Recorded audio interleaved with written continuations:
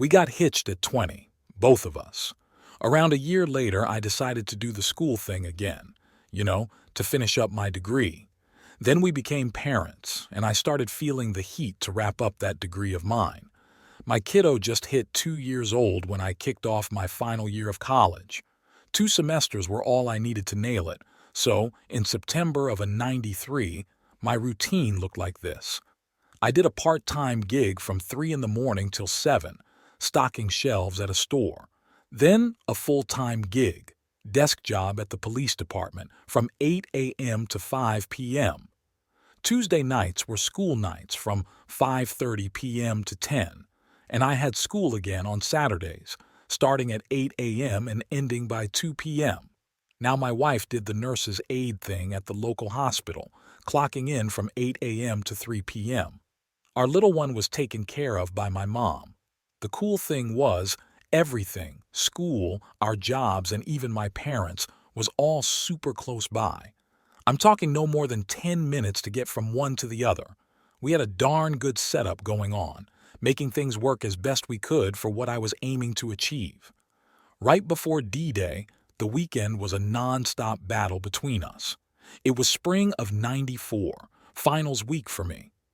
If I could wrap up my papers and ace my finals by the upcoming Sunday, we'd be cheering for me finishing up my bachelor's in science and finally getting out of this intense 8-month grind. However, she was mad because I wouldn't take a break from studying to take her and our kids somewhere.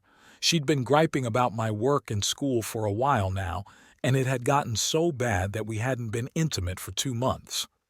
On this specific Monday evening, I was double-checking a research paper I'd finished on Saturday, due on Tuesday evening, while she kept picking fights non-stop.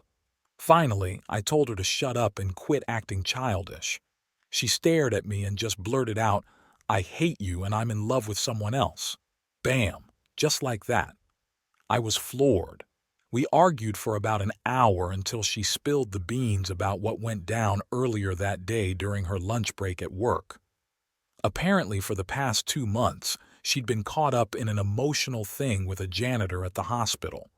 Well, it all started with him giving her compliments and just being around whenever she turned her head.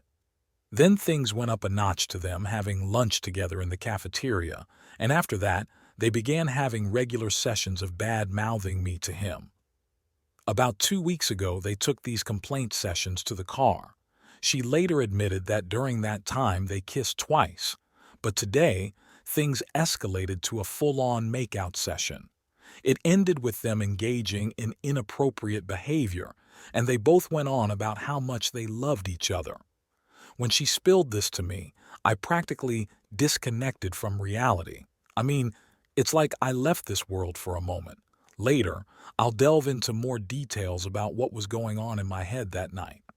But for now, let me share what my wife wrote about that exact moment. It was weird. When I told him about what we did, I was kind of ready for some sort of explosion. But he just looked at me with the most awful pain you can imagine. Then it turned into something I can't even put into words. It was like he went blank. He turned away and walked into the bedroom, quietly shutting the door. I remember getting furious then. The jerk wouldn't even put up a fight for me? Right at that moment, I just felt like I'd made the right call and everything was going to somehow fall into place. I did it. I was finally breaking away from the guy who'd been ignoring me all these months. I walked back into the living room with a suitcase, walked past her, and headed straight out the front door. I recall her asking over and over, "Where the hell do you think you're going?" Running back to Mommy's was one of the things she threw at me. I set the suitcase down in the driveway, went back inside, grabbed her purse and held it out, telling her to leave. That caught her off guard. She refused. So I lifted her gently onto my shoulder, carried her out the door and set her on the car hood. Her surprise gave me the chance to dart back inside and lock the door. She tried to get in, but I held on to the deadbolt, and eventually she left to crash at her parents' place.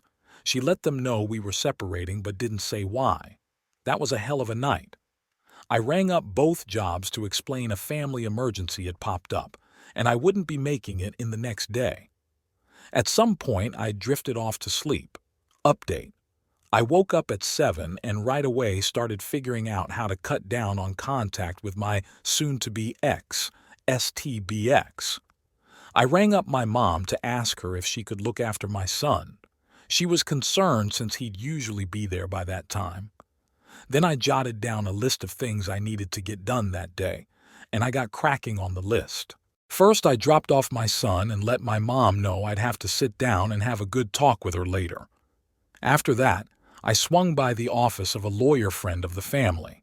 He'd known my dad from way back, and I'd known him forever. I explained that I wanted to kick off the divorce process pronto. He heard me out and suggested I take some time to mull things over, but I was dead set. He said he could have the divorce papers done by the end of the day. I told him I'd come by to pick them up and then personally file them at the clerk's office. Handling stuff like this was kind of my gig at work with the PD. Next, I went and got new locks for the house and made a pit stop at the bank. I cleared out and closed both our savings and checking accounts. I took half the money, put it in an envelope, and swung by my sister-in-law's workplace. I handed her my wife's share of the cash. I told her to pass on the message to my wife. No contact with me whatsoever, and that money was her half from the bank. I also let her know I had gone ahead and canceled our only credit card. Back at my mom's place, I spilled everything to her. She and my younger sister cooked up a plan. My sis would hang at my house and take care of my son while I juggled work and school for the rest of the week. I headed home and swapped out the locks, spent the afternoon cleaning up and goofing around with my son, then headed off to school. Meanwhile, my wife decided to skip work that day. She got in touch with the janitor and laid out what had gone down. He was understanding and invited her over to his place that evening to escape the stress. I'll give you more scoop on this place in a bit. Long story short, she went over and hooked up with him. Here's what she wrote about that night. He passed out afterward. I recall being all hyped up at first, but during and after it started to feel off. With him asleep, my mind started wandering. I thought about G, that's me, and how he had kind of pushed me into this, made me go find someone else. I got up and left. On the drive home, memories of the first time G and I had sex came flooding back. We were each other's first. I totally lost it and just kept thinking about how disgusted I was with myself. Then I circled back to being mad at G all over again. It was like this twisted cycle. I just couldn't face up to how horribly messed up what I'd done was. I convinced myself it was his fault. Update. The day kicked off just like any other. I headed to work, then got back home, took a shower, and had breakfast with my son and sister. My wife gave me a ring, wanting to sort out plans to see our son. She had this arrogant and spiteful tone on the phone. I let her know I'd meet up on Sunday at 1 p.m., and she could hang with him at a nearby park. But she wasn't having it. She was gunning for a weekend with him. I shut that down. She realized that having him stay at the house solved the whole babysitting issue. Both her folks were working, so she didn't push it further. She slammed the phone down. Off to work at the PD I went, and at my earliest chance, I swung by the clerk's office and got the divorce paperwork filed. Later in the day, a gal I knew there gave me a heads up that they were ready to head to the sheriff's office to get served. I called up a deputy I was familiar with and laid out the story, asking him to serve the papers to her while she was on the job. He agreed and said he'd do it the next day. Meanwhile, the STBX got back to work. Her janitor buddy swung by her spot and chatted her up throughout the day. Lunch wasn't doable that day, nor could they meet up in the evening. He claimed he had some commitment with one of his kids. He told my wife earlier on in the affair that he was divorced and had 3 kids. After work, she headed to her parents' place. Later that night, she called me 3 times, and each time I hung up the moment I realized it was her. Caller ID wasn't all that common in those days around where I was. Update. Following another night of heavy grieving, my day kicked off just like the previous one. I headed to work. As I got to my second job, I got a call from the deputy who was set to serve the papers. He mentioned he'd be there around noon. I said that was fine. Her lunch break was scheduled from 11 a.m. to noon. I sat at my desk making an attempt to focus on work. I was restless, getting up and heading to the bathroom about 3 times before I eventually threw up. I had to talk myself down and constantly remind myself that I was doing the right thing. Luckily, my wife hadn't reached out to me so far. 11 a.m. My wife meets up with the janitor for lunch. They slip away to his car in the parking lot and engage in intimate activity. Real classy. They clean up, return inside, and grab some food from the cafeteria for lunch. Noon. My wife heads back to the nurse's station on her haul, accompanied by the janitor. They strike up a conversation with the RN in charge of the hall. 5 minutes later, the deputy walks in. He inquires with the RN about Kay, my wife. Kay speaks up, saying, "That's me." The deputy turns to her and in a loud voice declares, "Mrs. Kay, you're being sued for divorce due to infidelity." My wife collapses onto the floor. Here's how she described the moment. When I heard that, this huge wave of shame and guilt hit me. It sunk in that I had wrecked my marriage, that he was actually going to divorce me. Part of me foolishly truly believed he wouldn't go through with it. I thought this was just another argument where I was trying to come out on top. It was some messed up thinking. Can recall the deputy physically lifting me and making me sit in the chair. There was screaming. It was coming from me. The RN was trying to calm me down. The janitor reached for my hand and I ended up punching him. He turned his head and my punch landed on his neck. I scratched him as he pulled away. Said I was shouting at him, going on about how he had ruined my life. Eventually, they managed to calm me down. The deputy mentioned that the janitor took off right away. She got herself together and went back to her shift, but did a lot to cover for her. At 2:45 p.m., my wife was nearing the end of her shift when she got summoned to the hospital administrator's office. Fear gripped her. She figured someone must have reported her meltdown. When she walked in, the lady shut the door and wasted no time in telling her she was fired. She was instructed not to come back on the premise and that her final paycheck would be sent by mail.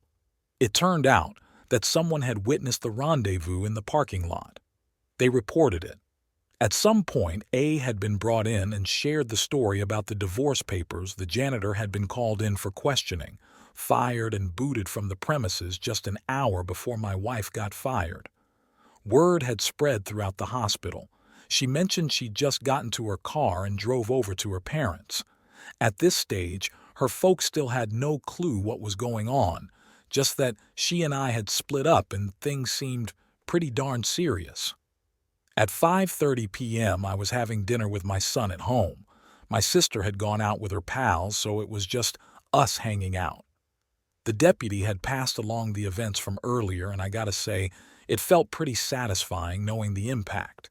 The fact that the janitor happened to be there was just sheer luck. I was surprised my wife hadn't been arrested for laying hands on him, but well, you can't have everything. Then a knock came at the door. In front of me stood a lady who couldn't have been more than 5 feet tall, and she was incredibly pregnant. She could barely stand up straight. She asked for Kay.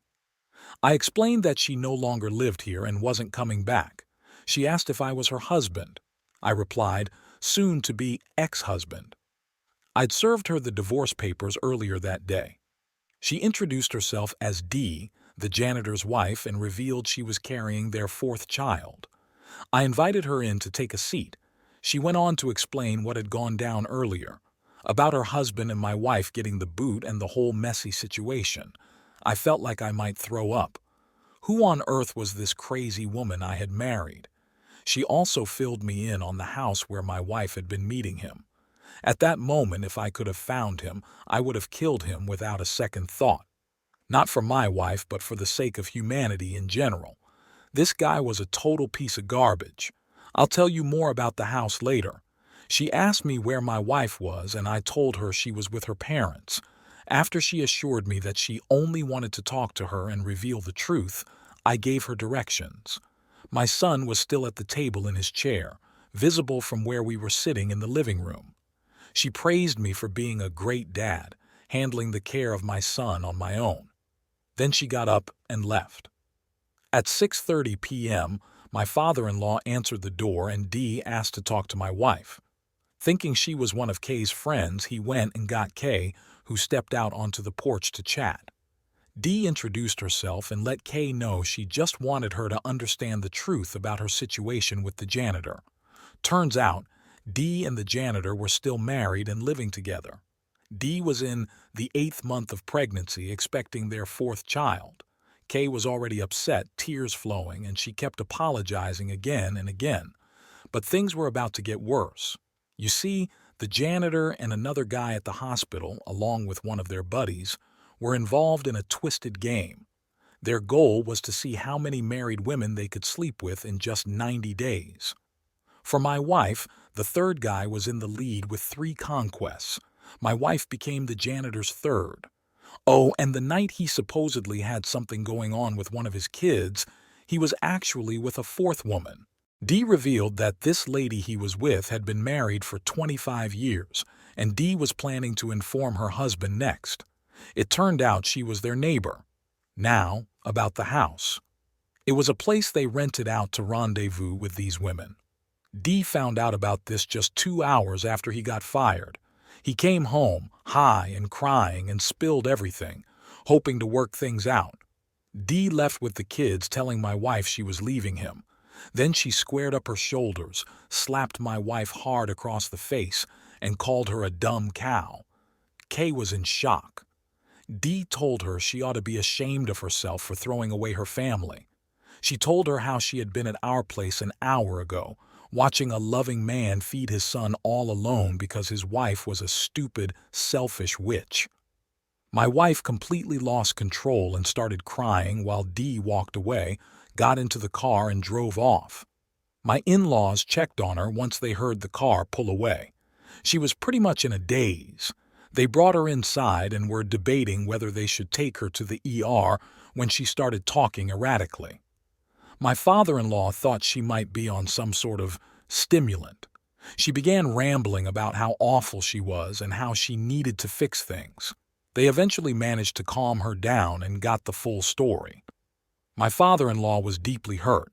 He's always been a good man, and he mentioned later that my wife could see the shame and disappointment on his face. As for my mother-in-law, well, she followed her usual pattern and pointed the finger at me. I can't say I'm a fan of her. Right then and there. Aftermath. The day after, my father-in-law reached out to me and said he was sorry. It was the only time I ever sensed there might be tears in his eyes. He filled me in on what had happened, explaining that Kay had been holed up in her room day and night. I mentioned the Sunday appointment I had arranged with Kay to meet at the park at 1. He agreed and hung up. I worked on Friday and attended school on Saturday. By day's end, I got the news that I had passed and would be receiving my degree. It was a mix of emotions, but I had made it. My parents threw a celebration that night with extended family coming over for a barbecue. I'm fortunate to have a wonderful family. No one brought up Kay. The following day, I didn't hear from Kay at 1 as planned. I took it as a stroke of luck, something I could use if there was a custody hearing down the line. At 3:30, her father called. He let me know that Kay still wasn't responding coherently, just wandering around in her bathrobe with a notebook in her hands that she wouldn't let go of. She hadn't bathed in days and was barely eating. He was worried and exhausted. He even feared going to sleep in case she harmed herself. He asked me to come see her. I turned him down. I couldn't muster any feelings for her. I told him to get her professional help and that I would consider letting her see our son once she got herself back together. Honestly, I felt nothing for her. That initial night had tested me, and I emerged stronger. I'll explain more later. I wasn't going to invest any care into her ever again. I didn't hear from her or her family for the next 2 weeks. Reconciliation. A couple of weeks had passed since my last conversation with my father-in-law. During that time, I quit my part-time job and was actively hunting for a new one. My MBA plans were on hold as I aimed to settle into a new job first. My son had been asking about his mother, and all I could do was reassure him.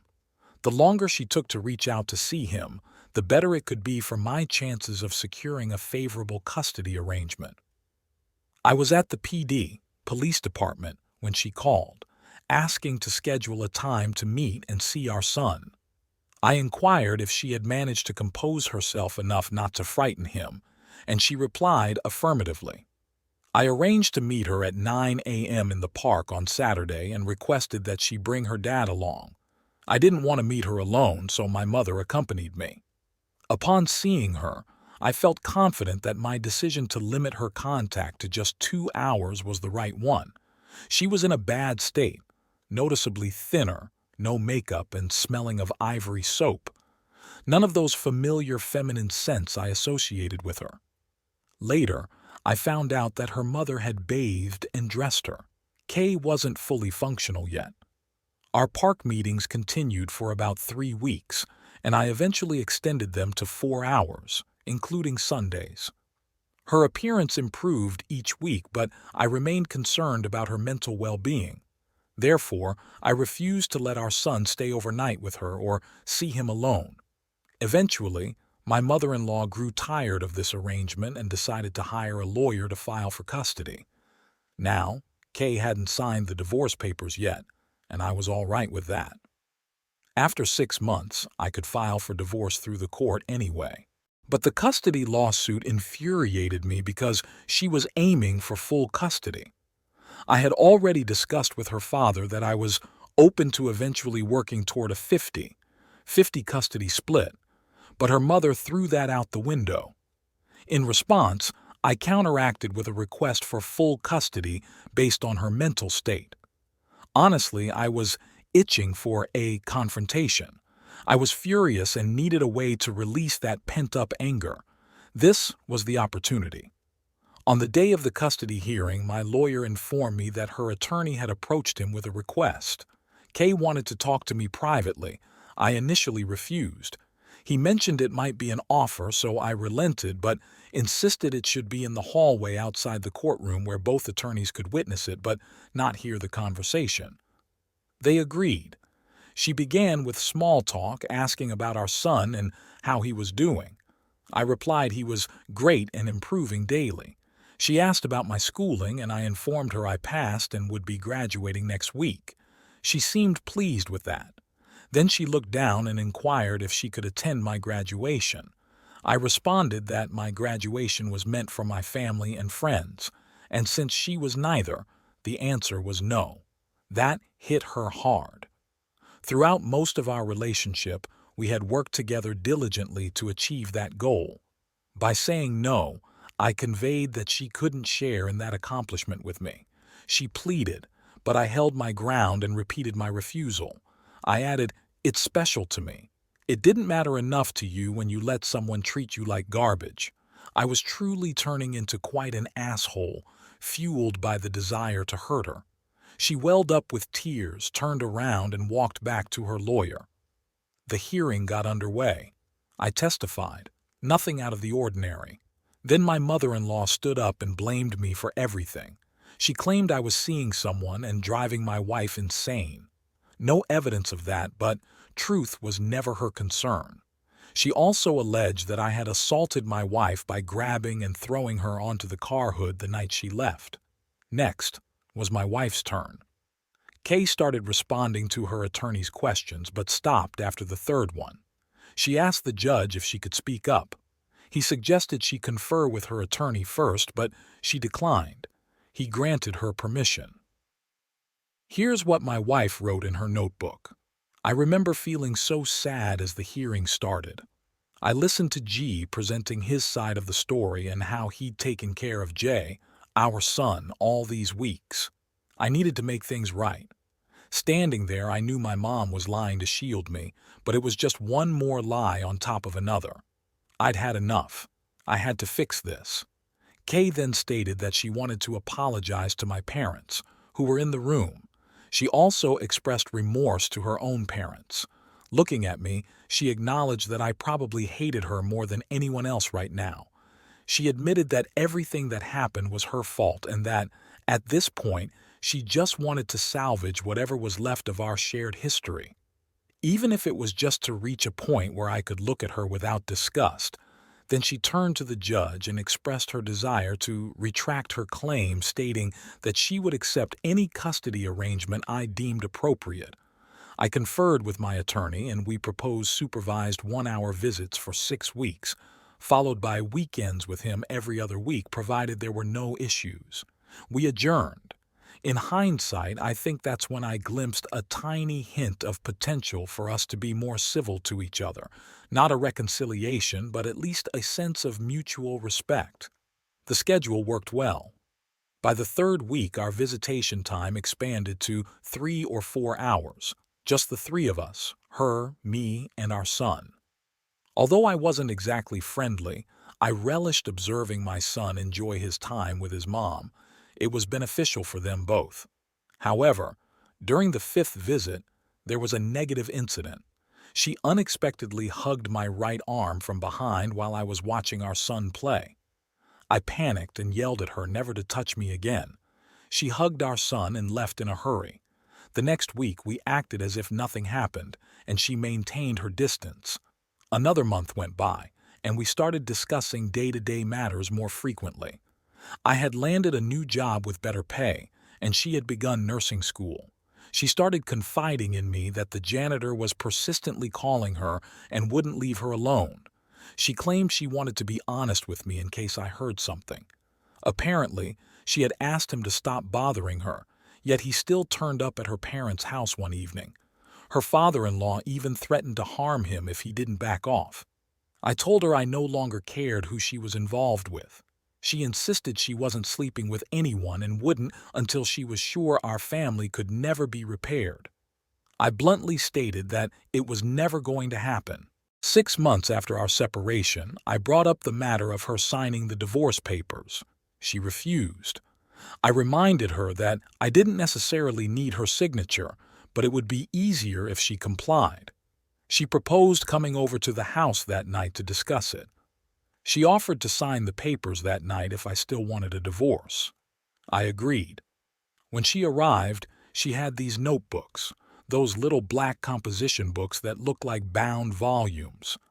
She told me she had begun jotting down thoughts the day after she received the divorce papers. She didn't exactly know why, but it seemed to provide some sort of solace.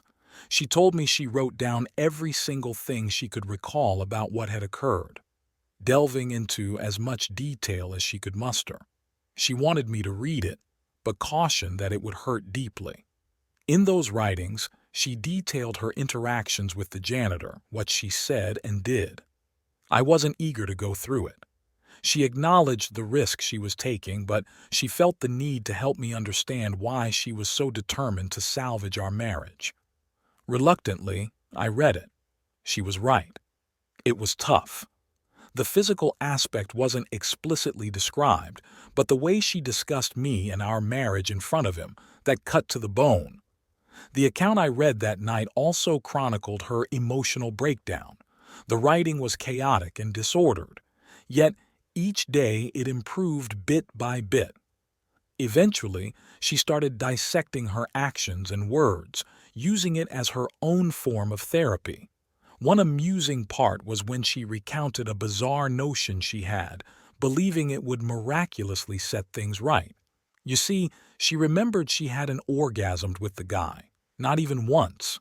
In her mind, if she didn't climax, then it meant she didn't derive any pleasure from it. Therefore, she had done nothing wrong and I should take her back.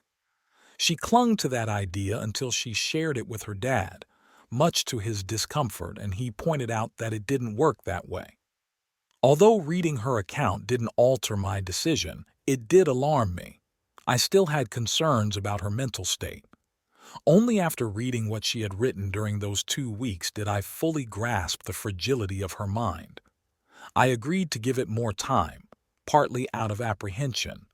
This newfound courage in her led her to urge me to write to her. Sit down, put together a letter or something detailing what had occurred.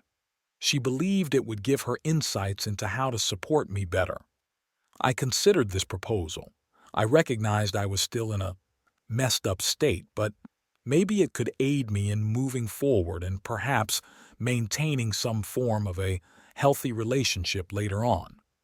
What she called her writing therapy gradually transformed into our method. We committed to meeting twice a week. Our initial task was to jot down our perceptions of our marriage's state before D-Day. During our meetings, we'd exchange our letters and take notes. Then we'd put our queries in writing and pose them to each other. We'd converse until each question was thoroughly addressed before moving on to the next. If we didn't complete everything, we'd continue during the next session. The guidelines were simple: be truthful, no yelling, and no avoiding any questions. Our journey began with assessing our pre-D-Day relationship, and we progressed through each subsequent day until the Sunday I conversed with her father after she received the divorce papers. Beyond that, we planned to reassess and proceed accordingly. I have to admit I acted quite terribly throughout this process. I provided honest answers to questions except for one. More on that later. However, I used it as an opportunity to embarrass her. I made her repeatedly recount hurtful things she had said to him about me. I pushed her to share explicit details about the physical encounters. She hesitated at times, but she ultimately followed through. Although it was comparatively mild compared to what we once shared, it stung. Truthfully, I believed I could handle it because I genuinely wasn't interested in rekindling the relationship. Yet, hearing it was painful. It's astonishing how unkind I had grown, though in my mind it felt justified back then. About a month into this process, I had to admit it was somewhat beneficial for me. She suggested the idea of moving back in and trying the next phase. I declined. She pleaded and presented a compelling case, but I stood firm. Even if I considered reconciliation, I couldn't imagine being intimate with her again. She understood and even proposed that I could seek outside companionship while she remained faithful. That's not something I would be comfortable with, so I declined. Another month passed and I finally relented, but I established firm, non-negotiable rules for the path ahead. First, she had to sleep in the spare room. Second, absolutely no physical contact whatsoever. Third, she kept her money in her checking account, but I handled her banking and provided her with checks for bills, rent for the room, expenses, and some spending money. This was because she had given the janitor $300 from our savings account a week before D-Day. Also, I thought she might say no and not move in. Fourth, her mother wasn't allowed into my home unless we decided to reconcile. I was still mad at her. Still am a bit. Fifth, all previous custody agreements would automatically resume if we didn't reconcile. Sixth, if I started seeing someone else, she had a week to find another place to stay. She agreed and moved back in. It was tougher than I anticipated. There was no longer that cooling off period between the times I saw her.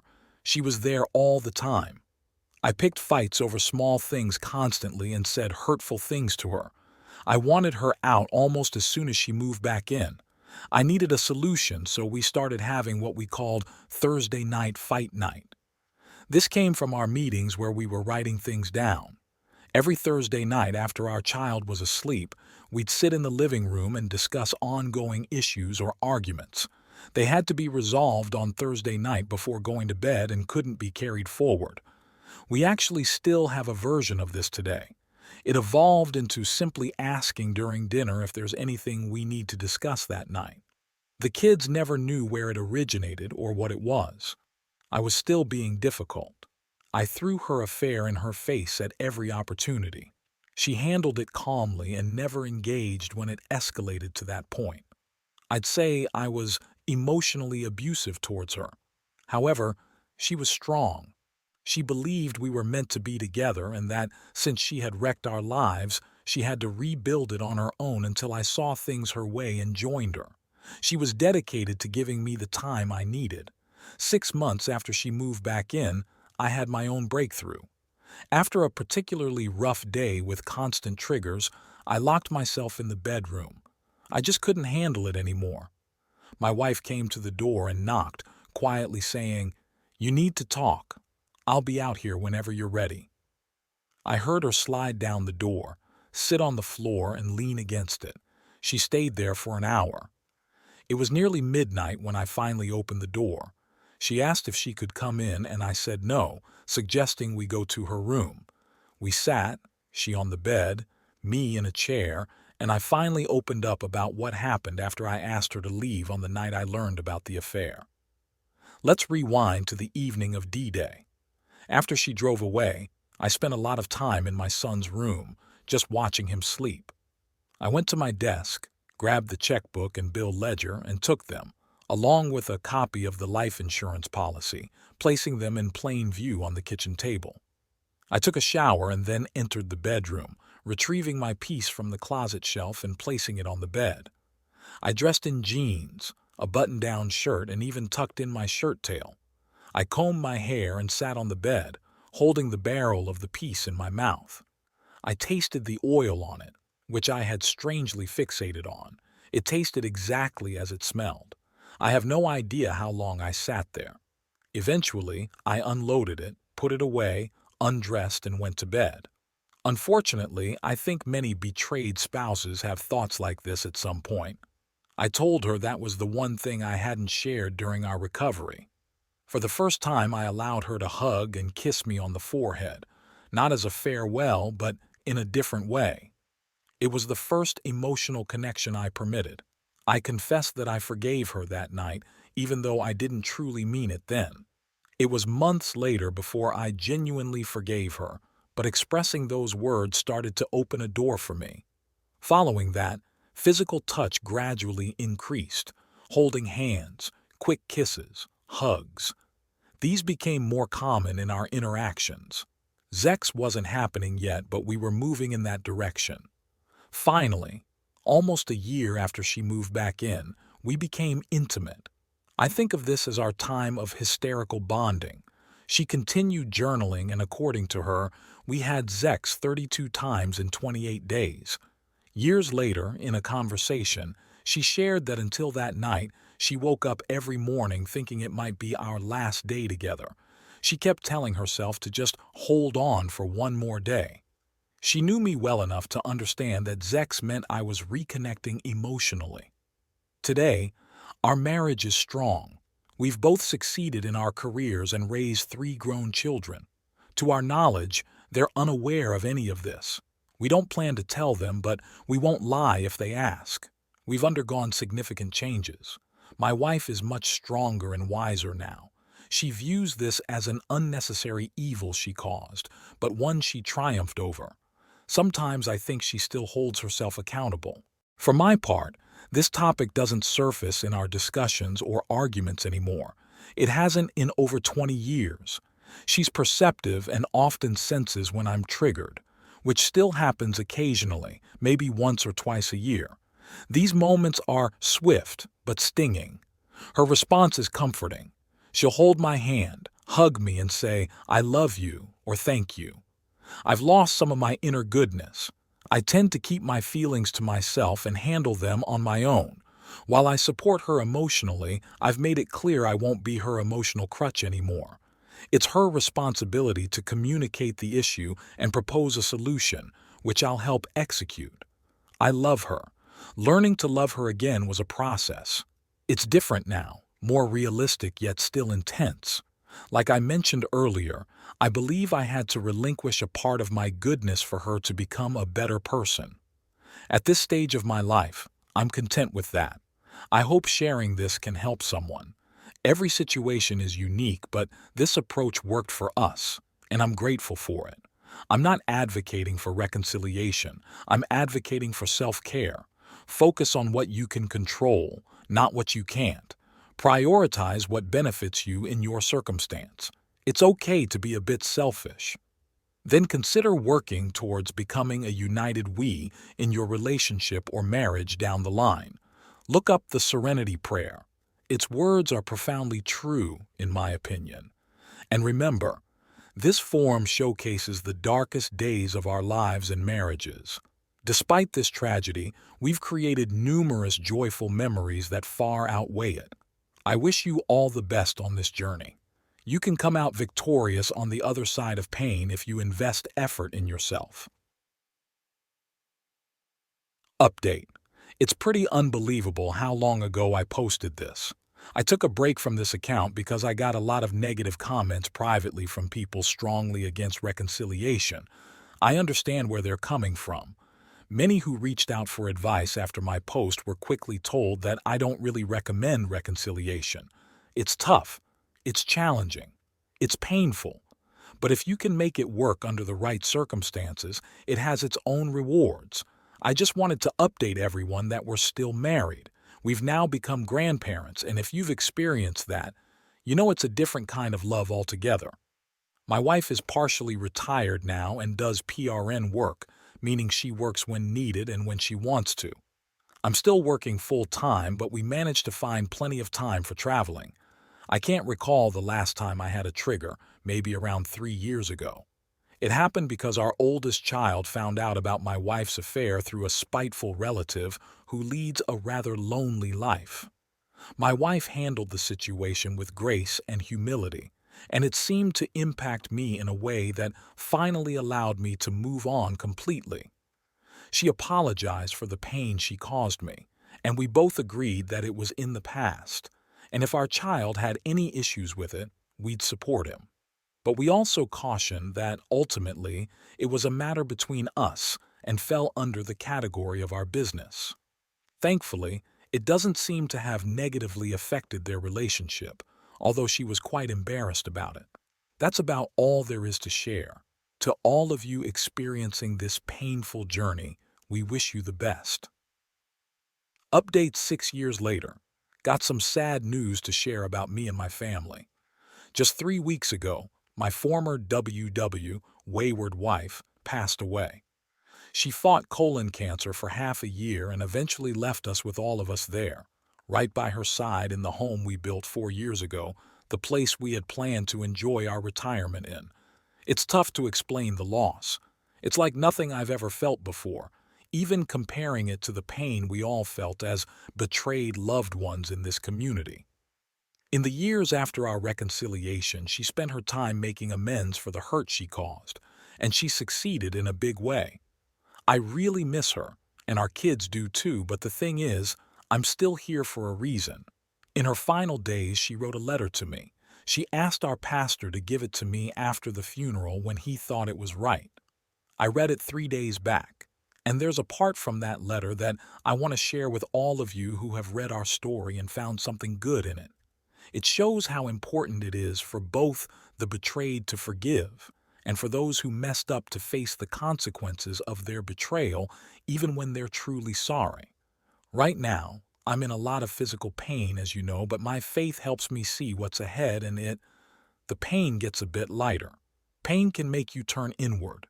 In these past weeks, I've been doing a lot of soul searching.